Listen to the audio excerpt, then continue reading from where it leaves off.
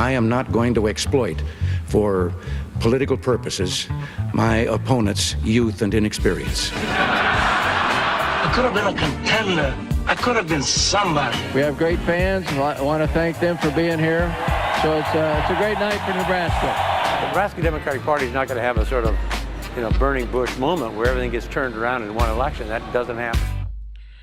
Good morning, good afternoon, and good evening. I'm Mac McCoy, along with my co-host Dennis P. Crawford. This is Point Counterpoint, and we're starting a brand new year. We are currently today the 2nd or 3rd? 2nd of January. Yeah, 2nd of January, and we're just kind of catching up a little bit on what's going on. You may listen to this program a week from now, a month from now, 10 years from now, and you will say, well, they're talking about the history. That wasn't right or that wasn't right. We know that. That's why I always give you the date on these shows so you know that what we speak of when you're listening to this later on or watching this, it may simply not be correct because different things have happened.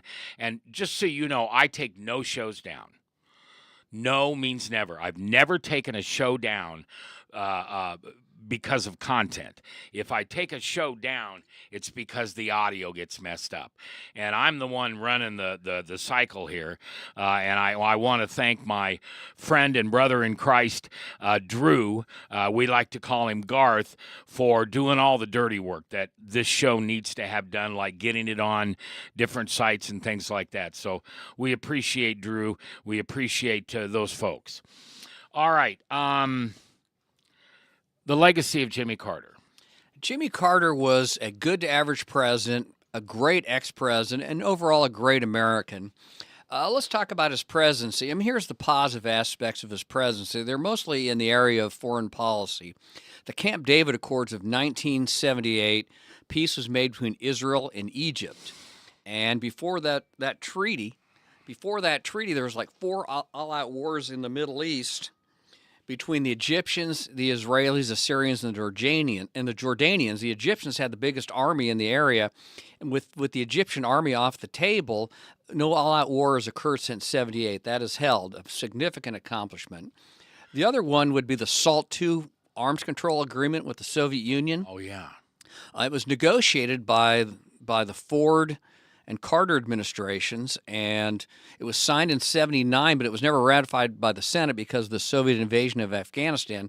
Nevertheless, the Reagan administration adhered to the terms of the SALT II treaty, and it laid the foundation for subsequent arms control agreements under Reagan, Bush 41, and Obama. Some fairly significant accomplishments it laid the foundation for. I would say the other side of the presidency was President Carter was a very good man, but he was not very good at using the bully pulpit to convince the American people. And he had poor congressional relations. He had a hard time getting things passed. He just was not good at getting things passed with the Congress. He was unfairly blamed for the inflation of the 1970s. He inherited a bad situation.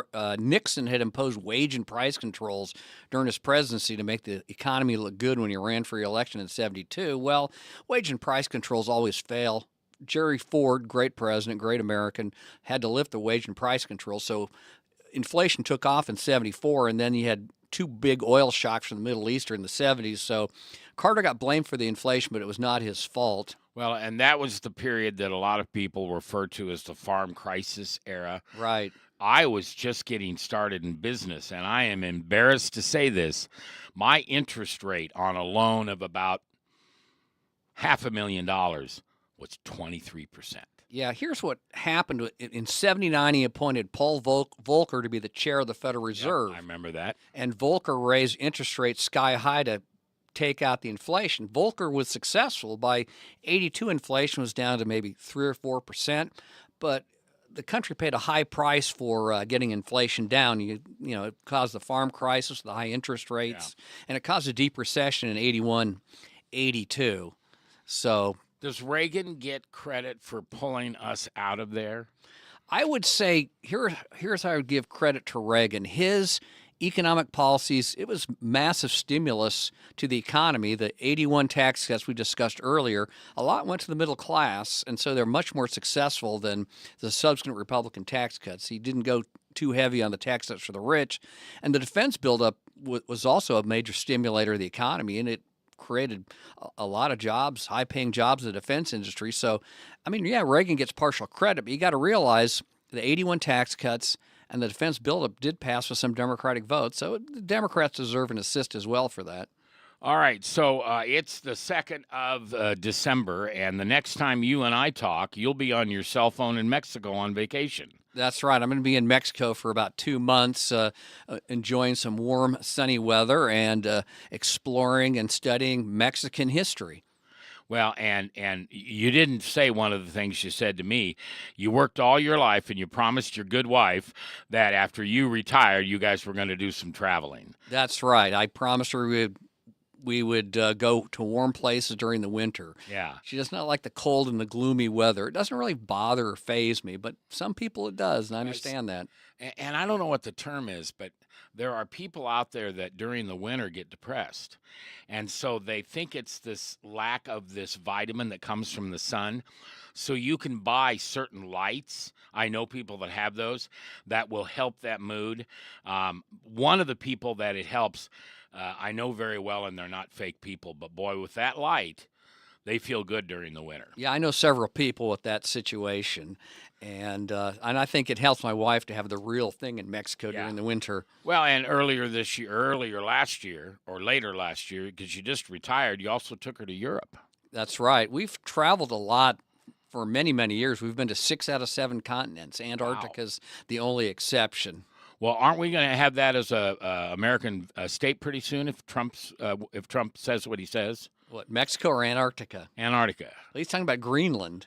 Oh, see, to me, it's all the same. I guess that makes me pretty ignorant. I think we should make Canada a state. It would probably be a blue state, so it would help the Democrats. So maybe that's not such a bad idea. What about the Washington, D.C. thing? They want to make that the 51st state. None of those people can vote in the elections because it's not a state. Do you agree or disagree with that? I think D.C. should be a state. They're paying taxes. They can't vote in the elections. They should be a state. Okay. I think Puerto Rico should be a state as well. Well, maybe we'll have a whole bunch of new states by the end of this year or the end of this term. All right. Hey, I want to thank you for listening. I'm Mac McCoy. My co-host is Dennis P. Crawford, and this is Point Counterpoint, brought to you by our worldwide sponsor, Divine Truth Christian Store. And thanks for listening to Point Counterpoint.